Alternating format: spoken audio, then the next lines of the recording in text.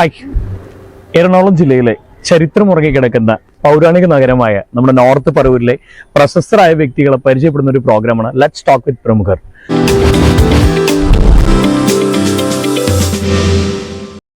അപ്പൊ ഇന്ന് നമുക്ക് കുറച്ച് വ്യക്തിത്വങ്ങളെ, വളരെ ഫേമസ് ആയിട്ടുള്ള കുറച്ച് വ്യക്തിത്വങ്ങൾ നമുക്ക് പരിചയപ്പെടാം, നിങ്ങൾക്ക് വേണ്ടി ഞങ്ങളുടെ കൂടെ. പറവൂർ ട്രാഫിക് ജംഗ്ഷനിലൂടെ യാത്ര ചെയ്തവരിൽ പലർക്കും സുപരിചിതനാണ് MJ തോമസ്. നോർത്ത് പറവൂരിലെ ട്രാഫിക് ഹോംഗാർഡായ അദ്ദേഹം തന്റെ വ്യത്യസ്തമായ ട്രാഫിക് നിയന്ത്രണ ശൈലിയിലൂടെയാണ് ശ്രദ്ധ നേടിയത്.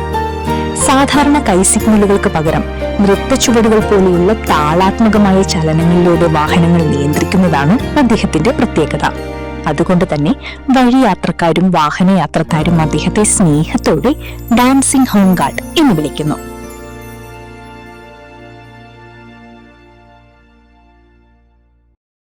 ഇന്ന് നമ്മളുടെ പരിപാടിയിൽ അതിഥിയായിട്ട് വന്നിരിക്കുന്നത് കേരളക്കരയുടെ അഭിമാനവും നമ്മുടെ നോർത്ത് പറവൂരിന്റെ സ്വന്തം മൈക്കിൾ ജാക്സനുമായിട്ട് നമ്മുടെ ഹോംഗാർഡ്, നമ്മുടെ പ്രിയപ്പെട്ട തോമസ് സാറാണ്.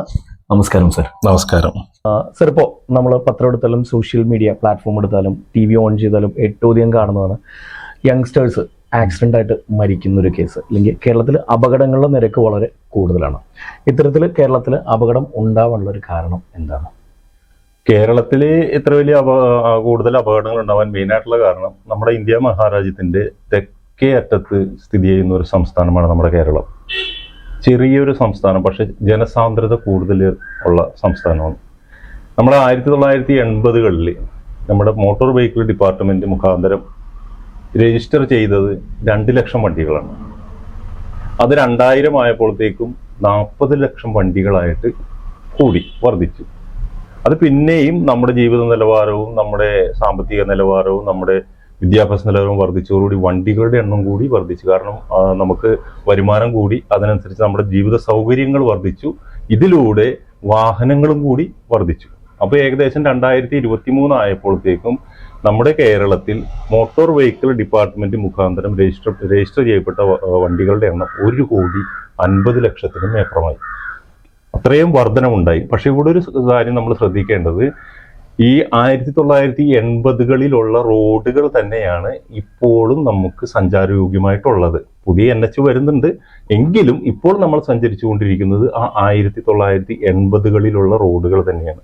അപ്പോൾ ആ റോഡുകളിൽ ഇത്രയും വാഹനങ്ങൾ ആ റോഡിന് താങ്ങാനുള്ള ശേഷിയില്ല. അപ്പോൾ അതിനകത്ത് വാഹന പെരുപ്പം കൂടുമ്പോൾ ഓട്ടോമാറ്റിക്കലി നമ്മുടെ അശ്രദ്ധയും നമ്മുടെ അമിത വേഗവും അപകടങ്ങൾക്ക് കാരണമാകുന്നുണ്ട്. ഏകദേശം ഒരു വർഷം 4000-ലധികം ആൾക്കാരാണ് നമ്മുടെ ഈ കൊച്ചു കേരളത്തിൽ വാഹന അപകടങ്ങളിൽ മരിക്കുന്നത്.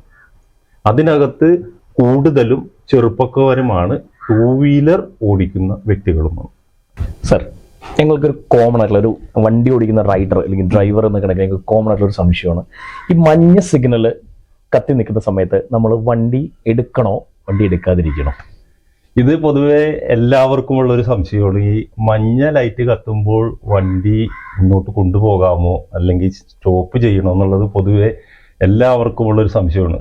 നമ്മൾ എക്സാമ്പിൾ ഞാൻ പറയാം. നമ്മളിപ്പോൾ എടപ്പള്ളി സിഗ്നലിലേക്ക് പോകുന്നു. ഇപ്പോൾ നമ്മുടെ തൊട്ടടുത്ത ഏറ്റവും വലിയ സിഗ്നലാണ്, ഏറ്റവും വലിയ ജംഗ്ഷനാണ് തൊട്ടടുത്തുള്ളത് എടപ്പള്ളി ജംഗ്ഷൻ. ബാക്കിയൊന്നും ഇത്രയും വലിയ ജംഗ്ഷനുകൾ നമുക്കില്ല. അപ്പോൾ നമ്മൾ എടപ്പള്ളി ജംഗ്ഷനിൽ ചെല്ലുമ്പോൾ നമുക്ക് കാണാം സിഗ്നൽ ലൈറ്റുകളുടെ പോസ്റ്റുകൾ കാണാം. പോസ്റ്റുകളുടെ താഴെയായിട്ട് നമുക്കൊരു സീബ്ര ലൈൻ കുറുകെ വരച്ചിരിക്കുന്നത് കാണാം, ഇല്ലേ? ഏതൊരു സിഗ്നലിലും 4 സൈഡിലും സീബ്ര ലൈനും, സീബ്ര ലൈന് 2 അടി മുന്നേ ആയിട്ട് ഒരു സ്റ്റോപ്പ് ലൈനും വരച്ചേക്കുന്നത് കാണാം. ഓക്കെ. അപ്പൊ നമ്മൾ മനസ്സിൽ വിചാരിക്കുക, നമ്മൾ ഇവിടുന്ന് വാഹനം ഓടിച്ചു പോകുന്നു, 2 വീലറോ കാറോ എനിവേ ഏത് വെഹിക്കിളും നമ്മൾ ഓടിച്ചുകൊണ്ട് പോകുന്നു. നമ്മളിപ്പോൾ എടപ്പള്ളി ജംഗ്ഷൻ സിഗ്നൽ എത്താറായി കഴിയുമ്പോൾ നമുക്ക് മഞ്ഞ ലൈറ്റ് കത്തി. അപ്പൊ നമ്മുടെ വാഹനം എവിടെയാണ് നോക്കണം? നമ്മൾ ഈ സ്റ്റോപ്പ് ലൈനും സീബ്ര ലൈനും മുന്നിലാണെന്നുണ്ടെങ്കിൽ നമുക്ക് വാഹനം ഓടിച്ച് ക്രോസ് ചെയ്ത് പോകാം. നേരെ മറിച്ച് ഈ സീബ്ര ലൈനും സ്റ്റോപ്പ് ലൈനും മുമ്പിലാണ് നമ്മുടെ വണ്ടി എന്നുണ്ടെങ്കിൽ നമ്മൾ കറക്റ്റ് ആ സ്റ്റോപ്പ് ലൈനിൽ നിർത്താം. ഓക്കെ. അപ്പൊ സ്റ്റോപ്പ് ലൈനിന് മുന്നിലാണ് നമ്മുടെ വണ്ടി എത്തുമ്പോൾ മഞ്ഞ ലൈറ്റ് കത്തിയിട്ടുണ്ടെങ്കിൽ നമുക്കത് ക്രോസ് ചെയ്ത് പോകാം. സ്റ്റോപ്പ് ലൈന് മുന്നിലാണ് നമ്മുടെ വണ്ടി ഉള്ളത്, ആ സമയത്താണ് മഞ്ഞ ലൈറ്റ് കത്തുന്നുണ്ടെങ്കിൽ കറക്റ്റ് നമ്മൾ സ്റ്റോപ്പ് ലൈനിൽ നിർത്താം. അതാണ് ചെയ്യേണ്ടത്. അപ്പോൾ നമുക്ക് വാഹനം ഓടിച്ച് പോവുകയും ചെയ്യാം, നിർത്തുകയും ചെയ്യുന്നത്. രണ്ടും ഉണ്ട് അവിടെ. Okay. കാരണം എന്താണെന്നറിയാമോ, ഈ മഞ്ഞ ലൈറ്റ് കത്തി കഴിഞ്ഞിട്ട് നമ്മൾ പിന്നെയും പോകുമ്പോൾ പലപ്പോഴും കാണാറുണ്ട് സീബ്ര ലൈനിന്റെ നടുക്കൊണ്ടുവന്ന് വണ്ടി നിർത്തുന്നത്. കാരണം ഈ സ്റ്റോപ്പ് ലൈൻ കഴിഞ്ഞപ്പോൾ തന്നെ സീബ്ര ലൈനായി. അപ്പൊ റെഡ് ലൈറ്റ് കത്തി കഴിഞ്ഞാൽ നമ്മൾ എന്ത് ചെയ്യും, ഒറ്റ ചവിട്ട അവിടെ. അപ്പൊ നമ്മൾ പലപ്പോഴും റോഡുകളിൽ നമ്മൾ കാണാം സീബ്ര ലൈനിന്റെ മുകളിൽ പിന്നെ സീബ്ര ലൈനിന്റെ മുന്നിലൊക്കെ വണ്ടി നിർത്തുന്നത് നമുക്ക് കാണാം. അത് ഇതൊരു കൺഫ്യൂഷൻ ആയതുകൊണ്ടാണ്. ഇവിടെ നമ്മൾ പ്രത്യേകം ശ്രദ്ധിക്കുക, സ്റ്റോപ്പ് ലൈനിന് മുന്നിലായിട്ടാണ് നമ്മുടെ മഞ്ഞ ലൈറ്റ് കത്തുന്നതിന്റെ നമ്മൾ കറക്റ്റ് സ്റ്റോപ്പ് ലൈനിൽ വണ്ടി നിർത്തുക. സ്റ്റോപ്പ് ലൈൻ കഴിഞ്ഞിട്ടാണ് മഞ്ഞ ലൈറ്റ് കത്തുന്നുണ്ടെങ്കിൽ നമ്മൾ ഓടിച്ചു പോയി ആ സിഗ്നൽ ക്രോസ് ചെയ്തു പോകും. അപ്പൊ നമുക്കൊരു ഡിസിപ്ലിൻ വരും. നമ്മൾ നോക്കിക്കഴിഞ്ഞാൽ കറക്റ്റ് സ്റ്റോപ്പ് ലൈനിൽ വണ്ടി ഇരിക്കുന്നു, സീബ്ര ലൈൻ ഫ്രീ ആയിട്ട് നിൽക്കുന്നു, ആൾക്കാർക്ക് സുഗമമായിട്ട് ആ സീബ്ര ലൈൻ ക്രോസ് ചെയ്യാനും അപകടങ്ങൾ ഒഴിവാക്കുവാനും അതുകൊണ്ട് സാധിക്കും. സാർ, അടുത്തൊരു ചോദ്യമാണ്. സീബ്ര ലൈനിൽ ആളുകൾ സഞ്ചരിക്കുന്ന സമയത്ത് അല്ലെങ്കിൽ അവർ ക്രോസ് ചെയ്യുന്ന സമയത്ത് നമ്മൾ വണ്ടി നിർത്തി കൊടുക്കണം. അതിന്റെ ഒരു പ്രൊസീജിയർ അതെങ്ങനെയാണ്? സാധാരണ സീബ്ര ലൈനിൽ ഒരാൾ ക്രോസ് ചെയ്യാൻ നിൽപ്പുണ്ടെങ്കിൽ, ഇപ്പൊ സാധാരണ റോഡ് നമ്മൾ ക്രോസ് ചെയ്യാനായിട്ട് നമ്മൾ പറയുന്നത് സീബ്ര ലൈനിലൂടെ ക്രോസ് ചെയ്യണം എന്നുള്ളതാണ്. ബാക്കി സീബ്ര ലൈൻ ഇല്ലാത്ത സ്ഥലങ്ങളിൽ അവർ സാധാരണ റോഡിലൂടെ ക്രോസ് ചെയ്യും. പക്ഷെ സീബ്ര ലൈൻ ഉള്ള സ്ഥലത്ത് നമ്മൾ സീബ്ര ലൈനിൽ കൂടി തന്നെ ക്രോസ് ചെയ്യണമെന്നാണ് നമ്മുടെ നിയമം നിർദ്ദേശിക്കുന്നത്. അപ്പൊ നമ്മളൊരാൾ സീബ്ര ലൈനിൽ ക്രോസ് ചെയ്യാൻ നിൽക്കുകയാണെന്നുണ്ടെങ്കിൽ വാഹനം ഓടിക്കുന്ന നമ്മളിപ്പോ ഒരു ഡ്രൈവറാണ്, ഞാൻ വാഹനം ഓടിക്കുകയാണെങ്കിൽ എൻ്റെ കടമയാണ് അദ്ദേഹത്തിന് ക്രോസ് ചെയ്യാനായിട്ട് സീബ്ര ലൈനിന്റെ നേരത്തെ പറഞ്ഞ സ്റ്റോപ്പ് ലൈനിന്റെ അവിടെ വണ്ടി നിർത്തി കൊടുക്കുക. സീബ്ര ലൈനിന്റെ 2 അടി പുറകിലായിരിക്കും സ്റ്റോപ്പ് ലൈൻ ഇങ്ങനെ നീളത്തിൽ വരച്ചിട്ടുണ്ടാവും. അവിടെ നമ്മൾ വണ്ടി നിർത്തി കൊടുക്കുക. അദ്ദേഹം സുഗമമായി റോഡ് ക്രോസ് ചെയ്തതിന് ശേഷം നമ്മൾ വണ്ടി എടുത്തു പോകുക. എപ്പോഴും നമ്മളൊരു കാര്യം ശ്രദ്ധിക്കുക, റോഡിൽ ഏറ്റവും പ്രാധാന്യം കൊടുക്കേണ്ടത് കാൽനട യാത്രക്കാർക്കാണ്. അവർക്കാണ് ഏറ്റവും കൂടുതൽ മുൻഗണന നമ്മൾ കൊടുക്കേണ്ടത്. അതും പ്രത്യേകിച്ച് സീബ്ര ലൈനിൽ ക്രോസ് ചെയ്യാൻ നിൽക്കുന്ന ആൾക്കായിരിക്കണം നമ്മൾ മുൻഗണന കൊടുക്കേണ്ടത്. അവർ ക്രോസ് ചെയ്തതിന് ശേഷം നമുക്ക് വാഹനം ഉപയോഗിച്ച് നമ്മളുടെ ലക്ഷ്യസ്ഥാനത്തേക്ക് നമുക്ക് പോകാവുന്നതാണ്. ഓക്കെ. ഒരു മികച്ച MBA പ്രൊഫഷണൽ ആവാനാണോ നിങ്ങൾ ആഗ്രഹിക്കുന്നത്? കാലിക്കറ്റ് യൂണിവേഴ്സിറ്റിയുടെ അവസാന 2 റിസൾട്ടുകളിൽ 1ാം റാങ്ക് ഉൾപ്പെടെ ആധിപത്യത്തിൽ 8 റാങ്കുകൾ. Live interaction with entrepreneurs and industry experts. പ്രാക്ടിക്കലായി ബിസിനസ് പഠിക്കാൻ ബിസിനസ് ഇന്നോവേഷൻ ലാബുകളും ആഡ് ഓൺ കോഴ്സുകളും. EY, TCS, റിലയൻസ് തുടങ്ങിയ പ്രമുഖ കമ്പനികൾ ഉൾപ്പെടുന്ന 100-ലധികം റിക്രൂട്ടേഴ്സ്, കൂടാതെ ലോകത്തെ അടുത്തറിയുവാനായി ഇന്റർനാഷണൽ സ്റ്റഡി ട്രിപ്പുകളും. Admission so Holy Grace MBA is now open.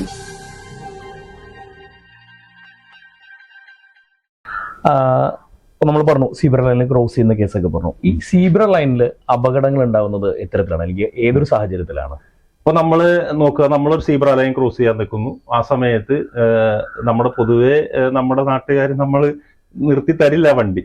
അങ്ങനെയാണ് നമ്മളിപ്പോൾ കാണുന്ന സിസ്റ്റം. അങ്ങനെയാണ്, എല്ലാവർക്കും ധൃതിയാണ്. അപ്പൊ ആരും അങ്ങനെ ഒരാൾ ക്രോസ് ചെയ്യാൻ നിൽപ്പുണ്ടെങ്കിൽ നിർത്തി തരില്ല. പക്ഷേ ചില മാന്യരായ വ്യക്തികൾ, അവർക്ക് അതിന് നിയമം വളരെ കർശനമായി പാലിക്കുന്നവരുണ്ട്.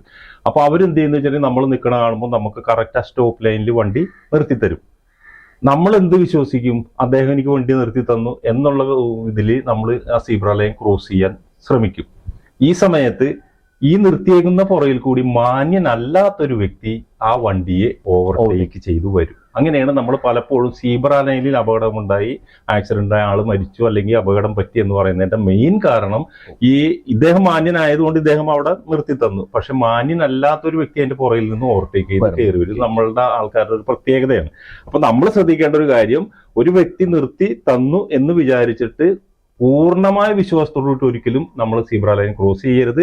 ഈ വണ്ടിയുടെ മുമ്പിൽ വന്ന് എപ്പോഴും നമ്മൾ റോഡ് ക്രോസ് ചെയ്യേണ്ട നടന്നായിരിക്കണം. ഓടിയും ഒരു കാരണവശാലും ക്രോസ് ചെയ്ത് നടന്ന് ആ വണ്ടിയുടെ മുമ്പിൽ വന്ന് ഒന്നുകൂടി റൈറ്റിലേക്കും ലെഫ്റ്റിലേക്കും നോക്കിയിട്ട് വേണം നമ്മൾ ആ സീബ്ര ലൈൻ പൂർണ്ണമായിട്ട് ക്രോസ് ചെയ്യാനായിട്ട്. അല്ലെങ്കിൽ അവിടെ ഒരു അപകടം നമ്മളെ കാത്തിരിപ്പുണ്ട്. ഓക്കെ, ഇത് യാത്രക്കാരനും ശ്രദ്ധിക്കണം. വണ്ടി ഓടിക്കുന്ന ആളും യാത്രക്കാരൻ പ്രത്യേകിച്ച് ശ്രദ്ധിക്കണം. ഇപ്പോ എല്ലാം അടച്ചിട്ട ക്ലാസ്സുകളാണ്, അതായത് AC ആണ് എല്ലാവരും ഉപയോഗിക്കുന്നത്. അപ്പൊ പണ്ടത്തെ പോലെ കൈയിട്ട് നിർത്തുന്നു പറയാനുള്ള ഒരു അവസ്ഥ അവിടെ ആ ഡ്രൈവർക്ക് വരുന്നില്ല. അപ്പൊ ശ്രദ്ധിക്കേണ്ടത് നമ്മൾ കാൽനട യാത്രക്കാരൻ തന്നെയാണ്. ഓടി ഒരു കാരണവശാലും സീബ്ര ലൈൻ ക്രോസ് ചെയ്ത് നടന്ന് ക്രോസ് ചെയ്യുക. നടന്ന് ഈ വണ്ടിയുടെ മുമ്പിൽ വന്നിട്ട് വീണ്ടും ഒന്നും കൂടി റൈറ്റും ലെഫ്റ്റും നോക്കിയിട്ട് വേണം ബാക്കിയുള്ളത് ക്രോസ് ചെയ്യാൻ. അപ്പോൾ അപകടം ഒഴിവാക്കാൻ. നമ്മൾ പൊതുവേ കാണുന്ന ഒരു പ്രതിഭാസമാണ്. സാധാരണ നമ്മൾ വൈകിട്ട് സമയങ്ങളിലും രാവിലെ സമയങ്ങളിലും ഈ ജോലിയൊക്കെ കഴിഞ്ഞ് പോകുന്നവർ, അല്ലെ സ്കൂൾ സ്റ്റുഡൻസ്, പിന്നെ സ്കൂൾ വണ്ടിയിലൊക്കെ വന്നിറങ്ങുന്ന സമയത്ത് നമ്മളെപ്പോഴും ഒരു സംശയമാണ്, പലപ്പോഴും ഈ നിർത്തിയിട്ടിരിക്കുന്ന വണ്ടിയുടെ മുന്നിലൂടെയും പിന്നിലൂടെയും ഒരു ഓടി ഫ്രണ്ടിലേക്ക് വരുന്നൊരു കാഴ്ച കാണാറുണ്ട്. ഇത് എത്തരത്തിലാണ് അങ്ങനെ ഒരു നിർത്തിയിട്ട വാഹനത്തിന്റെ മുന്നിലൂടെയോ പിന്നിലൂടെയോ നമ്മൾ എങ്ങനെയാണ് അത് ക്രോസ് ചെയ്യേണ്ടത്? അതിന്റെ ഒരു പ്രോട്ടോകോൾ അത് എങ്ങനെയാണ്? ഇത് നമ്മൾ പൊതുവെ കാണാറുള്ള ഒരു സംഭവമാണ്. രാവിലെയും വൈകുന്നേരവും, പ്രത്യേകിച്ച് ഈ ജോലിക്ക് പോകുന്ന സ്ത്രീകളാണ് കൂടുതലും ഈ അപകടത്തിൽ പെടുന്നത് എന്നുള്ളതൊരു ദൗർഭാഗ്യകരമായ കാര്യമാണ്. കാരണം കൂടുതലും സ്ത്രീകളാണ് ബസ്സുകളിൽ യാത്ര ചെയ്യുന്നത്. പുരുഷന്മാർ കൂടുതലും ടൂ വീലറിൽ യാത്ര ചെയ്യുന്നതുകൊണ്ട് സ്ത്രീകളാണ് കൂടുതൽ. അപ്പോൾ വീട്ടിലത്തെ കാര്യങ്ങളെല്ലാം കഴിഞ്ഞ് ധൃതി പിടിച്ച് ഓടിപ്പിടിച്ചൊക്കെയാണ് ഒരു ബസ്സിൽ കയറി ജോലി സ്ഥലത്തേക്ക് പോകുന്നത്. ചിലപ്പോൾ 2ഉം 3ഉം വണ്ടികൾ അവർക്ക് മാറി കയറേണ്ടതായിട്ട് വരും. അപ്പോൾ നമ്മുടെ ഈ സൈഡിൽ ഒരു വണ്ടി നിർത്തി കഴിഞ്ഞാൽ ചിലപ്പോൾ മറു സൈഡിലായിരിക്കും അടുത്ത വണ്ടി അവർക്ക് കയറി പോകേണ്ടത്. ഈ സമയത്ത് എന്ത് ചെയ്യുന്ന വെച്ചിട്ടുണ്ടെങ്കിൽ വണ്ടിയിൽ നിന്ന് ഇറങ്ങുമ്പോഴായിരിക്കും അങ്ങോട്ട് പോകാനുള്ള വണ്ടി വന്ന് നിൽക്കുന്നത്. ഇവര് ഒന്നും നോക്കാണ്ട് ഒന്നല്ലെങ്കിൽ ബസ്സിന്റെ മുന്നിലൂടെയോ അല്ലെങ്കിൽ ബസ്സിന്റെ പിന്നിലൂടെയോ പെട്ടെന്ന് ഈ റോഡ് ക്രോസ് ചെയ്യാൻ ശ്രമിക്കും. ഇവിടെ 3 തരത്തിലുള്ള അപകടങ്ങളാണ് സംഭവിക്കുന്നത്. ഒന്ന്, മുന്നിലൂടെ നമ്മൾ ക്രോസ് ചെയ്യുമ്പോൾ ആ ബസ്സിന്റെ ഡ്രൈവർക്ക് തന്നെ ചിലപ്പോൾ നമ്മളെ കാണാൻ പറ്റിയില്ല എന്നിരിക്കും. ബ്ലൈൻഡ് സ്പോട്ടാണത്. അപ്പോൾ ഒന്ന് ആ ബസ്സിൽ നിന്ന് അപകടം സംഭവിക്കാം. ഈ ബസ് സ്റ്റോപ്പിൽ നിർത്തിയിട്ടിരിക്കുന്ന ബസ്സിന്റെ മുന്നിലൂടെ നമ്മൾ ക്രോസ് ചെയ്യുമ്പോൾ ബസ് നിർത്തിയിട്ടിരിക്കുന്നുള്ള ഭാവത്തിൽ അതിന്റെ പുറകിൽ നിന്ന് വരുന്ന വാഹനം അതിനെ ഓവർടേക്ക് ചെയ്ത് വരുമ്പോൾ ആ വാഹനയാത്രികരന് നമുക്ക് ഈ ബസ്സിന്റെ മുന്നിലൂടെ ചെല്ലുന്നത് കാണാൻ പറ്റില്ല. അങ്ങനെയും അപകടം സംഭവിക്കാം.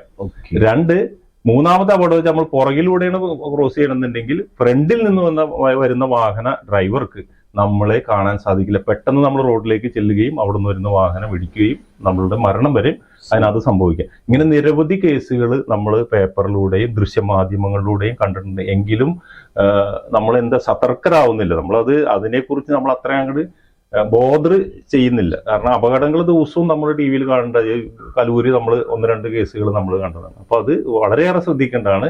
നമ്മൾ ഏത് ബസ്സിലാണോ വന്ന് ഇറങ്ങിയിരിക്കുന്നത് ആ ബസ് പോയതിന് ശേഷം മാത്രം നമ്മൾ റോഡ് ക്ലിയർ ചെയ്തിട്ട് വേണം നമ്മൾ റോഡ് ക്രോസ് ചെയ്ത് മറുവശത്ത് പോയി വേറെ ബസ് പിടിക്കണമെന്നുണ്ടെങ്കിൽ അത് വളരെയേറെ ശ്രദ്ധിക്കണം. ഇത് 1 മിനിറ്റ് വൈകിയാലും നമ്മുടെ ജീവനാണ് പ്രധാനം, മറ്റുള്ളവരുടെ ജീവനുമാണ് പ്രധാനം എന്ന് ശ്രദ്ധിച്ച് തന്നെ ക്രോസ് ചെയ്യുക. ഓക്കെ സർ, നേരത്തെ നമ്മൾ സംസാരിച്ചിരുന്ന പോലെ എല്ലാവർക്കും വണ്ടിയുടെ സാമ്പത്തിക അവസ്ഥയൊക്കെ മാറി, എല്ലാവർക്കും കാറും വണ്ടികളൊക്കെ ഉണ്ട്.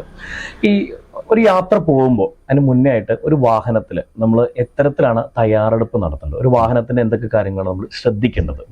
നമ്മളിപ്പോൾ ഒരു ദൂരെ യാത്ര പോവുകയാണെന്ന് വിചാരിക്കുക. ഇപ്പോൾ നമ്മൾ ഇവിടുന്ന് തിരുവനന്തപുരത്തേക്ക് പോകണം. നമ്മൾ രാവിലെ വണ്ടി എടുക്കാൻ പോകുമ്പോൾ നമ്മൾ അതിന് ഒരു പേര് പറയും, ഫസ്റ്റ് പരേഡ് എന്ന് പറയും. 3 പരേഡുകളാണ് നമ്മൾ വാഹനത്തെ സംബന്ധിച്ച് ഒരു യാത്രയിൽ നമ്മൾ ശ്രദ്ധിക്കേണ്ടത്. First parade, Alt parade, last parade. ഇതിനകത്ത് നമ്മൾ യാത്ര തുടങ്ങുമ്പോഴുള്ളതാണ് ഫസ്റ്റ് പരേഡ്. ഫസ്റ്റ് പരേഡ് എന്ന് വെച്ച് കഴിഞ്ഞാൽ നമ്മൾ റെഡിയായി വന്നു, നമ്മൾ വണ്ടിയുടെ 4 വശത്തും ഒന്ന് കറങ്ങി നോക്കുക. ആ വണ്ടിയുടെ ടയറിന് ആവശ്യമായ എയർ ഉണ്ടോ അല്ലെങ്കിൽ പഞ്ചറായി കിടപ്പുണ്ടോ എന്നുള്ളത് നമ്മൾ നോക്കുക. അങ്ങനെ നമ്മൾ 4 ഭാഗവും ടയറിന്റെ ക്ലിയർ ചെയ്തതിന് ശേഷം നമ്മൾ ബോണറ്റ് തുറന്ന് ബോണറ്റിനകത്ത് നമ്മൾ റേഡിയേറ്ററിൽ വെള്ളമുണ്ടോ, എഞ്ചിൻ ഓയിൽ ലെവൽ കറക്റ്റ് ആണോ, ബാറ്ററിയുടെ ടെർമിനൽ തുരുമ്പ് പിടിച്ച് അതുമ്പോൾ ക്ലാവൊക്കെ വന്നത് ചാർജിങ് വരാത്ത ഒരവസ്ഥയിലൊക്കെ ആണോ എന്നുള്ളതൊക്കെ നോക്കി ക്ലിയർ ചെയ്തതിന് ശേഷം നമ്മൾ ഡോർ തുറന്ന് സ്റ്റീറിംഗിൽ ഇരുന്നതിന് ശേഷം നമ്മൾ ആദ്യം തന്നെ നോക്കേണ്ടത് നമ്മുടെ ഹെഡ്ലൈറ്റ് കറക്റ്റായിട്ട് പ്രോപ്പറായിട്ട് വർക്ക് ചെയ്യുന്നുണ്ടോ, ഡിം അടിക്കുന്നുണ്ടോ, ഹോൺ വർക്ക് ചെയ്യുന്നുണ്ടോ. അതിനുശേഷം മഴക്കാലമാണെങ്കിൽ നമ്മുടെ വൈപ്പർ ബ്ലേറ്റ് പൂർണ്ണമായിട്ട് വർക്ക് ചെയ്യുന്നുണ്ടോ, ആ വൈപ്പറിൽ നിന്ന് വരുന്ന വെള്ളം അടിച്ച് നമ്മളൊന്ന് വേണമെങ്കിൽ ക്ലിയർ ചെയ്ത് നോക്കാം. നമ്മളുടെ വിൻഡ് ഗ്ലാസിൽ വീഴുന്ന വെള്ളം പൂർണ്ണമായിട്ട് വൈപ്പർ തുടച്ചു മാറ്റുന്നുണ്ട്. കാരണം കാലപ്പഴക്കം കൊണ്ട് വൈപ്പർ തേഞ്ഞു പോയിട്ടുണ്ടാവും. അപ്പൊ നമ്മൾ ശക്തമായ മഴയിൽ ഈ വൈപ്പർ വർക്ക് ചെയ്യുമ്പോൾ കറക്റ്റായിട്ട് വെള്ളം വരുന്ന പോലെ അപ്പൊ നമുക്കൊരു മൂടൽ പോലെ തോന്നും. അത് വലിയൊരു അപകടത്തിലേക്ക് നമ്മളെ നയിക്കും. അപ്പൊ നമ്മൾ ഫസ്റ്റ് പരേഡ് എന്ന് വെച്ചിട്ടുണ്ടെങ്കിൽ 4 സൈഡും നമ്മൾ കറങ്ങി നോക്കുക. ടയറിന് മതിയായ എയർ ഉണ്ടോ, ടയർ പഞ്ചറാണോ, ഇന്ധനം ഫ്യൂവൽ നമുക്ക് ലക്ഷ്യസ്ഥാനത്ത് എത്താനുള്ള ഫ്യൂവൽ നമ്മൾ നിറച്ചിട്ടുണ്ടോ, റേഡിയേറ്ററിൽ വെള്ളമുണ്ടോ, എഞ്ചിൻ ഓയിൽ ലെവൽ കറക്റ്റ് ആണോ, ഹെഡ്ലൈറ്റ് ഡിം അടിക്കുന്നുണ്ടോ, പൂർണ്ണമായിട്ട് ഹെഡ്ലൈറ്റ് കത്തുന്നുണ്ടോ, ഹോൺ അടിക്കുന്നുണ്ടോ, വൈപ്പർ ബ്ലേഡ് വർക്ക് ചെയ്യുന്നുണ്ടോ, എങ്കിൽ നമുക്ക് യാത്ര സുരക്ഷിതമായിട്ട് തുടരാം. ഇതാണ് നമ്മുടെ ഫസ്റ്റ് പരേഡ്. ഇനി നമ്മൾ യാത്രാ മധ്യേ ഇപ്പൊ നമ്മൾ എവിടെയെങ്കിലും ഒരു ഉച്ചയാവുമ്പോൾ നമ്മൾ നിർത്തി ചായ കുടിക്കാൻ ഇറങ്ങും. ആ സമയത്താണ് നമ്മുടെ ഹാൾട്ട് പരേഡ്. ആ സമയത്ത് നമ്മൾ വണ്ടിയിൽ ഇറങ്ങി 4 സൈഡും ഒന്ന് നോക്കുക, വണ്ടിയിൽ എയർ വല്ലതും കുറവുണ്ടോ, ഇനി വണ്ടിയുടെ ടയറിനിടയിൽ വല്ല കല്ലോ മുള്ളോ അല്ലെങ്കിൽ വല്ല ആണിയോ തറച്ചിരിപ്പുണ്ടോ ചെറിയ തോതിൽ, അതുണ്ടെങ്കിൽ നമ്മൾ ചെറിയ സ്ക്രൂ ഡ്രൈവർ ഉപയോഗിച്ചിട്ട് ഇതെല്ലാം കുത്തിക്കളയുക. കാരണം അത് നിരന്തരമായിട്ട് ആ ടയർ ഓടിക്കൊണ്ടിരിക്കുമ്പോൾ ചൂടായിട്ട് ഈ കല്ലുള്ളിൽ കയറി പഞ്ചറാവാനുള്ള സാധ്യതയുണ്ട്. ആണിയുള്ളിൽ കയറി പഞ്ചറാവാനുള്ള, മുള്ളുള്ളിൽ കയറി പഞ്ചറാവാം. അപ്പൊ അങ്ങനെയുള്ള കാര്യങ്ങളിൽ അത് ഹാൾട്ട് പരേഡായി. ഇനി നമ്മൾ ലാസ്റ്റ് പരേഡ് എന്ന് പറയും. നമ്മുടെ യാത്ര ലക്ഷ്യസ്ഥാനത്തെത്തി നമ്മൾ തിരിച്ച് വീട്ടിൽ വരുന്നതിന് മുമ്പ് നമ്മുടെ ഇന്ധനം നിറച്ച് വണ്ടിയെല്ലാം ഓക്കെ ആക്കി ടയറിലെ എയറിലെല്ലാം നോക്കി നമ്മൾ അടുത്ത യാത്രക്ക് കാരണം ഏത് സമയത്തും നമുക്കൊരു എമർജൻസി വരാം. നെക്സ്റ്റ് യാത്രക്ക് നമ്മൾ തയ്യാറാക്കി വണ്ടി ഇടുക, അതാണ് ലാസ്റ്റ് പരേഡ്. അങ്ങനെ 3 പരേഡാണ് നമ്മൾ ഈ വാഹനങ്ങളിൽ പ്രത്യേകിച്ച്. അതായത് നമ്മൾ നോക്കുന്ന വാഹനത്തെ നമ്മൾ നോക്കണം. സർ, നമ്മൾ പലപ്പോഴും ജീവിതത്തിൽ വളരെ എമർജൻസി സിറ്റുവേഷൻസ്, ഒരു വീട്ടിലെന്തെങ്കിലും ഒരു അപകടമോ അല്ലെങ്കിൽ ഒരു മെഡിക്കൽ എമർജൻസിയോ അല്ലെങ്കിൽ റൂട്ടിലൊരു അപകടമോ ഒക്കെ നടന്ന് പലപ്പോഴും നമ്മുടെ വാഹനത്തിൽ ഇവരെ കെട്ടിക്കൊണ്ടു പോകുന്ന ഒരു സാഹചര്യം. അപ്പോൾ നമ്മൾ വണ്ടി ഓടിക്കുന്ന സമയത്ത് ആ ഒരു സാഹചര്യത്തിൽ ഇപ്പോൾ അങ്ങനത്തെ ഒരു പേഷ്യൻറ്റിനെയോ അല്ലെങ്കിൽ ഒരു എമർജൻസി കേസിന് പോകുന്ന സമയത്തോ നമ്മൾ പാലിക്കേണ്ട കുറച്ച് കാര്യങ്ങളൊന്നും പറയാമോ? നമ്മളിപ്പോൾ ഒരു എമർജൻസി കണ്ടീഷൻ, ഒരാളെ എത്രയും പെട്ടെന്ന് ആസ്പത്രിയിൽ എത്തിക്കണം. നമ്മൾ ഫസ്റ്റ് നമ്മൾ ആ വാഹനമാണ് അന്വേഷിക്കുന്നത്. അതിപ്പോൾ ചിലപ്പോൾ നമ്മുടെ അടുത്ത് ഉണ്ടാവും വാഹനം, അല്ലെങ്കിൽ വേറൊരു ഓട്ടോറിക്ഷ അല്ലെങ്കിൽ ഒരു കാർ അന്വേഷിക്കും. അപ്പോൾ നമ്മുടെ അടുത്ത് വാഹനം ഉണ്ടാകുന്ന വിചാരിക്കുക. നമ്മൾ ഈ വാഹനത്തിൽ കയറ്റി പരമാവധി സ്പീഡിൽ അദ്ദേഹത്തെ എത്തിക്കുക എന്നുള്ളതാണ്. പക്ഷേ ഈ പരമാവധി സ്പീഡ് ഉപയോഗിക്കുമ്പോൾ അത് വേറൊരാളുടെ ജീവന് ഹാനികരമായിട്ടുള്ള രീതിയിൽ വരരുത്. അത് നമ്മൾ സേഫായിട്ട് പരമാവധി സ്പീഡിൽ ആളെ അവിടെ എത്തിക്കണം. അതിന് നമ്മൾ ഹെഡ്ലൈറ്റ് ഉപയോഗിക്കാം, നമുക്ക് 4 സൈഡിലുള്ള നമ്മുടെ ഇൻഡിക്കേറ്റർ ഉപയോഗിക്കാം, നിരന്തരമായിട്ട് ഹോൺ അടിക്കാം. ഇതിൽ നിന്നെല്ലാം ദൂരെ നിന്ന് വരുന്ന വാഹന യാത്രികന് അത് വാഹന ഡ്രൈവർക്ക് ബോധ്യമായത് അത് എമർജൻസി കേസാണെന്നുള്ളത്. സിഗ്നലുകളാണെന്നുണ്ടെങ്കിൽ നമ്മൾക്കിപ്പോൾ റെഡ് സിഗ്നൽ ആണെന്നുണ്ടെങ്കിൽ നമ്മൾ വളരെ ശ്രദ്ധിച്ചു വേണം നമ്മൾ ആ സിഗ്നലും കൂടി ക്രോസ് ചെയ്യാനായിട്ട്. കാരണം നമുക്ക് എമർജൻസിയാണ്, ഇയാൾ എത്രയും പെട്ടെന്ന് നമുക്ക് ആസ്പത്രിയിൽ എത്തിക്കണം. എങ്കിലും നമ്മൾ അപ്പുറത്തെ സിഗ്നലിൽ വാഹന യാത്രികർ നോക്കുന്നത് അവരുടെ സിഗ്നലും വേണം, നമ്മുടെ വാഹനത്തുമേ അല്ല. അപ്പൊ അത് വളരെ, കാരണം നമ്മളെപ്പോഴും നമ്മളൊരു സിഗ്നൽ ക്രോസ് ചെയ്യുമ്പോൾ നമ്മുടെ കണ്ണെപ്പോഴും സിഗ്നൽ ഗ്രീൻ ആണെന്നുണ്ടെങ്കിൽ അതെപ്പോഴും യെല്ലോ ആവുന്ന റെഡ് ആവുന്നുള്ള ചിന്തയിലാണ് നമ്മൾ വാഹനം ഓടിക്കുന്നത്. നമ്മൾ അന്നേരം ഗ്രൗണ്ടിലല്ല നോക്കണത്, സിഗ്നലിലാണ് നോക്കുന്നത്. അപ്പൊ ആ ഒരു നോട്ടത്തിലായിരിക്കും എതിർവശത്തു നിന്നുള്ള വാഹനയാത്രയും വരും. അപ്പൊ അതൊക്കെ ശ്രദ്ധിച്ചിട്ട് പരമാവധി എത്രയും പെട്ടെന്ന് ആളെ എത്തിക്കുക. ഇത് പ്രത്യേകം ശ്രദ്ധിക്കുക, ഒരാളുടെ ജീവന് വേണ്ടി മറ്റൊരാളുടെ ജീവൻ നമ്മൾ നഷ്ടപ്പെടുത്താതിരിക്കുക. പലപ്പോഴും അങ്ങനെയും സംഭവിക്കാറുണ്ട്. ചിലപ്പോൾ ഇദ്ദേഹത്തിന് ആസ്പത്രിയിൽ ചെന്നാൽ ശരിയാവുമായിരിക്കും, എന്നുള്ളൊരു അസുഖമായിരിക്കും. പക്ഷെ അതിനപ്പുറം വേറൊരാളുടെ ജീവൻ നമ്മൾ അപഹരിക്കത്തക്ക രീതിയിൽ വാഹനം ഓടിക്കരുത്. പരമാവധി ശ്രദ്ധിച്ച് എത്രയും പെട്ടെന്ന് ആ വ്യക്തിയെ ആസ്പത്രിയിൽ എത്തിക്കാൻ ശ്രമിക്കുക എന്നുള്ളതാണ്.